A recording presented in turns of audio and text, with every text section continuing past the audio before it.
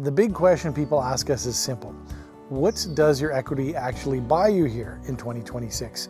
And the answer surprises almost everyone. A lot of folks who bought in places like Coquitlam or North Vancouver decades ago became millionaires automatically just by riding the housing market. The market did it for them. Not to say it wasn't a struggle to get there, but there was a lot on timing and real estate. We put together a free Nanaimo neighborhood guide for people thinking of making this move. It's the first link in the description and pinned in the comments below. Grab it whenever you're ready. Okay, let's get into this. Here's where things sit in 2026. A typical detached home in Greater Vancouver is sitting around $1.8 million, while a typical single-family home here in Nanaimo is around $850,000. That's roughly a $1 million difference, which is substantial. The same basic idea of a home, a yard, a garage, a place to host a family. And here's the part that catches a lot of people off guard. A typical Vancouver condo is sitting at near $700,000. Condo market's a little bit slow here in 2026, but things are still moving and there is still value there. Just need to have a lot of patience. So this means selling your Vancouver condo could get you very close for owning an entire detached home over here. So just remember, the average price is around $850, so we do have different areas of Nanaimo that are below average. Still nice areas, and that's what you can almost trade straight across from just a condo. If your mortgage is mostly paid off on the mainland, this isn't just a small lifestyle change. This can be $1 million shift simply by changing the city you wake up in. So a fair question could be, if we sell over here on the mainland and buy there over in Nanaimo or central Vancouver Island, what actually changes day to day? In many cases, you can have the same lifestyle you already enjoyed. Sometimes that comes with a nicer home and a lot less financial weight attached to it. The leftover money is where the story really begins. Some people use that to take an extra vacation every year.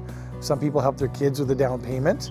Other people help grandkids get started in the housing market or with school like college. It really frees up options and only your imagination holds you back. The one thing people often forget, when you sell your principal residence in Canada, that capital gain is usually tax-free. So the equity you built is generally yours to reinvest however you want. And that's one of the reasons the move can make so much financial sense. Now, the surplus isn't completely free money. You still have the BC property transfer tax on the home you purchase here. You have moving costs, there are legal fees, and a few other expenses. These are all the things we walk clients through, so there aren't any surprises. And here's the question that people are usually too polite to ask. What do we actually give up by moving to Nanaimo? Way less than most people expect. You still have waterfront, great restaurants, pretty solid medical services. It just may take you a while to get on a doctor list or to find a family doctor. The shopping and everyday amenities you actually use through the week, those are all here. Most morning there's a ferry pulling in and out of the harbor. You can stand there with a coffee, watch it leave, and that's just normal. Instead of hustle and bustle, you have water and views and joy. Will you miss a few things? Well, of course you do. Everybody misses things when you change a whole lifestyle.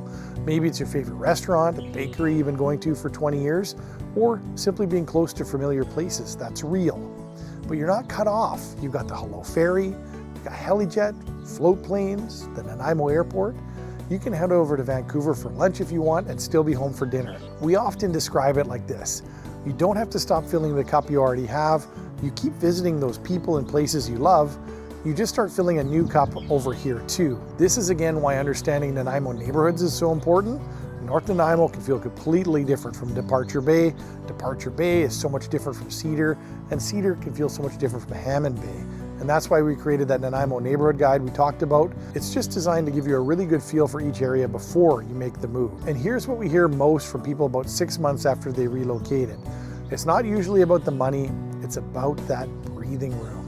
The mornings stop feeling rushed, the days somehow just feel longer in a good way. During summer, people are still out walking the trails at 8 or even 9 o'clock at night. In the fall, the maple trees start changing color and the whole city slows down just a little bit more. Living in Nanaimo has a different rhythm than the mainland. You notice the seasons again, you notice your own street again, and financially, that shift is real. A smaller house payment, more flexibility. Your retirement income doesn't necessarily change, but what it can actually provide for you does. For a lot of people, that's the chapter that they're really looking for. Not just a less expensive house, a lighter life, And this move isn't for everyone. If you need to be 10 minutes away from your grandkids every week, that's something to think about carefully. Or move them over here too. The ferry is also a big part of life. If all of your medical specialists are on the mainland, you have to factor that decision in too. Although, we have clients that have lived here for a couple of years in Parksville, and they still have their mainland doctor. They just take the hello over there when they want to go visit. With everything done through telehealth these days, it's just those one-off appointments that you need to get back over to the mainland for. But if you're already someone who's drawn to the ocean, the trails, the slower pace, if you're actually looking for a place where you can actually know your neighbors, that move tends to fit very well. And the one thing we hear over here over and over again is, I wish we did this sooner. So that's the real picture of selling in Vancouver and retiring in Nanaimo in 2026.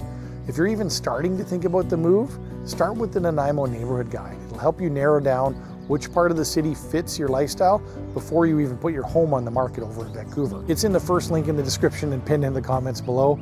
I know we're talking about that a lot, but we think it's important. And when you're ready to talk about the numbers for your own situation, we're always here to help. Thanks so much for watching, and we'll see you at the next one.